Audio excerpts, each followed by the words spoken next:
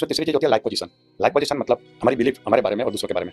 देखिए, हम पैदा होकर 6 साल की उम्र तक हमने जो भी एक्सपीरियंस किया है उसके हिसाब से हम 2 बड़े डिसीजन ले लेते हैं, अनकॉन्शियस डिसीजन, कॉन्शियसली नहीं लिया होता है। एक होता है कि आई एम गुड और बैड, और दूसरा पीपल आर गुड और बैड। तो इसको टीए की लैंग्वेज में वेदर आई एम ओके और आई एम नॉट ओके।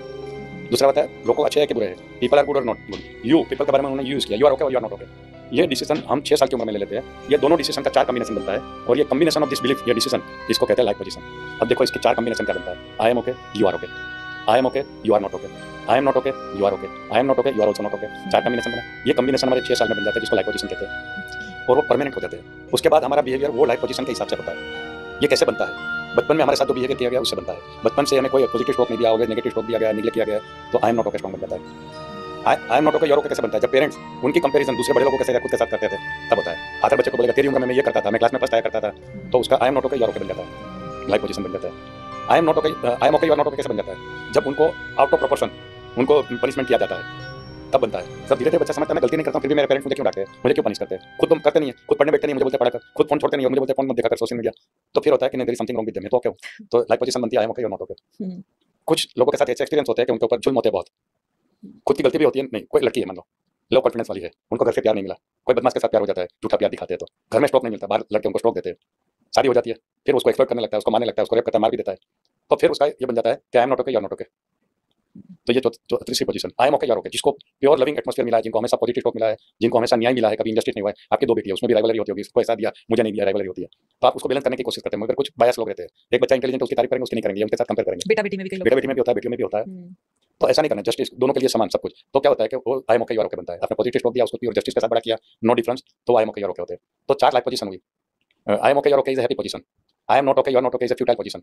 वो तो आतंकवादी है जो पहलगाम ने किया ना, I am not okay, you are not okay वाला है, खुद के भी जान ले लेते हैं, दूसरे की भी जान ले लेते हैं। I am not okay, you are okay, वो हमेशा लो इंफीरियरिटी कॉम्प्लेक्स में रहते हैं, लो सेल्फ एस्टीम रहता है, जिनके बाद दूसरे की नौकरी करते हैं और मर जाते हैं। ये जितने भी ज्यादा नौकरी करने वाले लोग हैं, ज्यादातर वही होता है आई एम नॉट ओके। ठीक है, उसको कॉन्फिडेंस नहीं कि बाहर जाकर मैं खुद कमाऊंगा कि नहीं। मैं जब पैदा हुआ, ये बच्चा था, तब मेरा लाइफ पोजीशन था I am not okay, you are okay. मैं इंफीरियरिटी कॉम्प्लेक्स था, मेरे लाइफ में कोई गोल नहीं था। गोल रखकर क्या फायदा, मैं कुछ चीज तो कर नहीं सकता हूं, तो मैं गोल ही नहीं रखता था, गलियों में घुमा करता था, एमलेसली ऐसा था मेरा। उसके बाद तो मैं हमेशा डरा रहता था, कोई नए लोगों से बात नहीं करता था, घर में मेहमान आता था तो मैं छुप जाता था या बाहर चला जाता था कि मेहमान से क्या बात करूंगा, मेरे में हिम्मत ही नहीं है। रास्ते में कोई पहचान वाला मिल गया तो मैं गली बदल लेता था, ऐसी मेरी हालत थी। धीरे धीरे सिचुएशन ऐसी आने लगी कि उल्टा हो गया, I am okay, you are not okay हो गया मेरा लाइफ पोजीशन। ये डायनामिक होती है, चेंज होती रहती है। फिर मैं एग्रेसिव बन गया, मारामारी करता था, किसी ने कुछ बोला तो कॉलर पकड़ के मारता था। मैं फाइनल में इसमें इंटर्नशिप में मैंने मारामारी की है, बड़ी हॉकी और फाइट से, सामने वाले को हॉस्पिटलाइज किया था, वो जाटता हरियाणा का ऐसा था। मैं पांडे करके था, बनारस, अभी बनारस यूनिवर्सिटी में एक जगह वो डीन है, वो बनारस में, तो उसको हमने मारा था ऐसा। एक सीपी करके था, वो जाटता, उसको हमने मारा था। तो देखो एमबीबीएस करने के बाद भी मेरा वो I am okay, you are not okay वाला चलता था। फिर जब ये टीए सीखा, जीवन के बारे में सीखा, फिर मैंने मेरी लाइफ पोजीशन चेंज की और I am okay, you are okay पे आया। यानी ये डायनामिक होती है, परमानेंट नहीं है, पत्थर की लकीर नहीं है, ये आप बदल सकते हैं।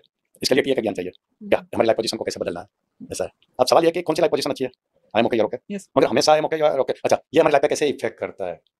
ये हमारे थिंकिंग को इन्फ्लुएंस करता है। जो इंसान का थिंकिंग, जो लाइफ पोजीशन है I am okay, you are okay, वो हमेशा विन विन थिंकिंग करेगा। मैं भी जीतूं, तुम्हें भी जीता हूं। जो I am okay, you are not okay होगा, वो विन लूज थिंकिंग करेगा। मैं जीतूं और तुमको हराऊं।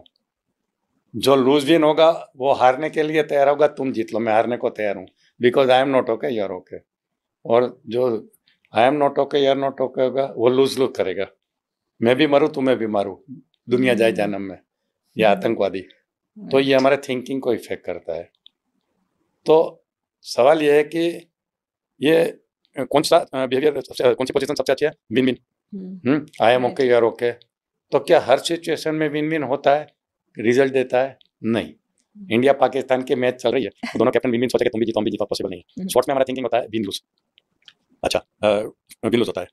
और बिजनेस में और रिलेशनशिप में विन विन होता है। जब शादी करते हैं तो हमें ये थिंकिंग के साथ आना चाहिए कि मैं भी सुखी हूँ शादी के बाद, और सामने वाला भी पर्सन सुखी हो। यानी दोनों का अगर life position I am okay, you are okay है, तो ही ये पॉसिबल है। नहीं तो क्या होगा, हस्बैंड रहते हैं I am okay, you are not okay, तो शादी के 1 महीने के बाद ही गलतियां निकालना ढूंढना शुरू कर देगा। तू ये नहीं करता है, तू ये नहीं करती है, तेरे में ये नहीं है, सब कुछ होगा। सेम उल्टा भी होगा, ऐसा है। तो विन विन थिंकिंग है ना, रिलेशनशिप में अच्छा रहता है, बिजनेस में अच्छा रहता है। अब मैं पॉडकास्ट ही आपके साथ कर रहा हूँ, तो मैं विन विन सोचता हूँ कि मुझे भी बहुत सारे अननोन लोग जानेंगे, और आप भी सोचेंगे कि इसकी वजह से मेरा भी व्यूअर बढ़ेगा। तो हम अच्छी कर रहे हैं ना, दोनों का भी विन विन थिंकिंग है। तो जहाँ भी बिजनेस होता है वहाँ विन विन थिंकिंग अच्छा है। अच्छा, लड़ाई में क्या होता है? अभी पाकिस्तान के साथ वॉर होगा तो लूज लूज होगा। ठीक है, रशिया और यूक्रेन, रशिया इतना जायंट है, यूक्रेन छोटा बच्चा है, फिर भी 2 साल से लड़ रहे हैं, कोई अंजाम नहीं है, दोनों का नुकसान हो रहा है। लड़ाई में ऑलवेज लूज लूज होता है।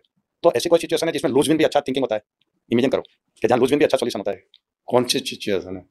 कुछ रिश्ते ऐसे होते हैं जहाँ पर रिश्तों में कुछ कहते हैं ऐसा ना एग्जैक्टली, कि रिश्तों में when relationship is important than the issue, lose win is the best solution. Right husband wife का झगड़ा हुआ, आप सच हो, हस्बैंड गलत है, मगर आप चाहते हो कि मैं उसके साथ ज़्यादा आर्ग्यूमेंट करूँगी तो हमारी रिलेशनशिप बिगड़ जाएगी, एक्सट्रीम पर पहुंच जाएगी, हमारी गलती नहीं है फिर भी सॉरी बोल दो, लूज विन कर लो, है तब बच जाएगी।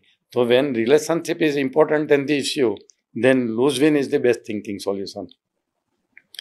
तो ये तो हम ये जानने के बाद ये समझते हैं, मगर जो हमारी लाइफ पोजीशन बन चुकी है वो तो सबकी बन चुकी है। तो ये लाइफ पोजीशन नहीं बदलेंगे तब तक ये थिंकिंग भी नहीं बदलता है। एंड टीए, ट्रांजेक्शनल एनालिसिस को शॉर्ट में टीए कहते हैं। TA has that power to change your life position. उसका अगर आपको नॉलेज है, टेक्नोलॉजी मालूम है, you can change your life position. जैसे मैंने किया, I am not okay, you are okay में से I am okay, you are okay पे आ गया मैं, ये है। अब देखिए, कोई सेल्फ कॉन्फिडेंस वाला बच्चा, लैक ऑफ कॉन्फिडेंस वाला बच्चा है, आई एम नॉट ओके, उसके फादर उसको कितना भी बड़ा बिजनेस कर दे, कॉन्फिडेंस नहीं है, सही डिसीजन नहीं लेगा, बिजनेस को डुबा देगा वो, है ना।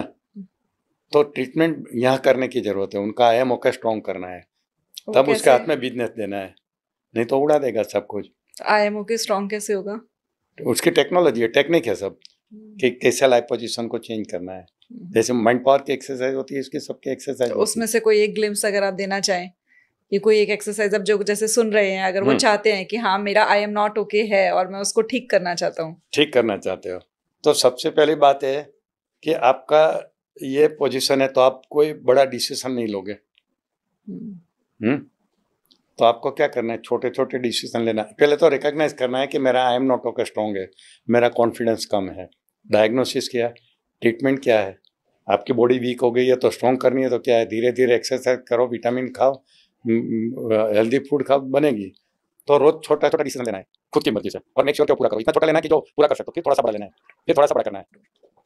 ऐसे एक के बाद एक बड़े बड़े डिसीजन लेते जाना है। जैसे जैसे वो डिसीजन आप सक्सेसफुल होते जाओगे ना, तो आपका एमओके स्ट्रॉन्ग होता जाएगा। राइट। एक है जिनका एमओके स्ट्रॉन्ग नहीं है, वो हमेशा सबसे डरा रहेगा, इवन एनिमल से भी डरेगा, चूहे से भी डरेगा, बच्चे से भी डरेगा। तो उनको क्या करो, कॉन्फिडेंस वाली कुछ एक्सरसाइज करो। मैं क्या करता था, मैं जो एनिमल से डरता था उनके साथ खेलता था। आपने सोचा भी नहीं होगा, मैं क्रोकोडाइल को कंधे पे लेकर फोटो निकाली है, पाइथन को कंधे पे लेकर निकाली है, मैं लायन, जिंदा एडल्ट लायन के साथ खेला हूं, जैसे कुत्ते के साथ खेलते हैं सर। मैंने नाइल रिवर में जहां क्रोकोडाइल ज्यादा रहती है, वहां रिवर राफ्टिंग का 4th ग्रेड रिवर राफ्टिंग किया है। 4th ग्रेड यानी very dangerous, at the age of 60+। मैंने रिवर राफ्टिंग किया है। पर्पस वाज कि मुझे कॉन्फिडेंस बनाना है। मैं स्काई जंप भी इसलिए किया कि मुझे कॉन्फिडेंस बनाना था। डर के आगे जीता है, वो डर के आगे जीता है, डर के आगे जीता है। जो चीज से डर लगता है वो करो, तो धीरे धीरे आई एमओके स्ट्रॉन्ग हो जाएगा। समझे ना? राइट। क्योंकि जो जिसका आई एमओके स्ट्रॉन्ग नहीं है वो डिसीजन नहीं ले पाएगा, एक्शन नहीं ले पाएगा। तो धीरे धीरे बढ़िया बढ़िया बढ़िया डिसीजन और एक्शन लेते जाओ, तो धीरे धीरे वो बढ़ेगा। सभी की अलग अलग एक्सरसाइज आप ये पढ़ोगे तो पता चलेगा कि कितना इंटरेस्टिंग और बड़ा सब्जेक्ट है। तो ये हुआ लाइफ पोजीशन। राइट। अब एक चीज होती है ईगो स्टेट। हम ईगो यानी अहम, अभिमान को ईगो कहते हैं। यहाँ पे वो ईगो की बात नहीं है। ईगो यानी हमारी वो टाइम की मेंटल स्टेट, जिसको एनएलपी में जोन कहते हैं, फ्लो कहते हैं, आपको पता होगा।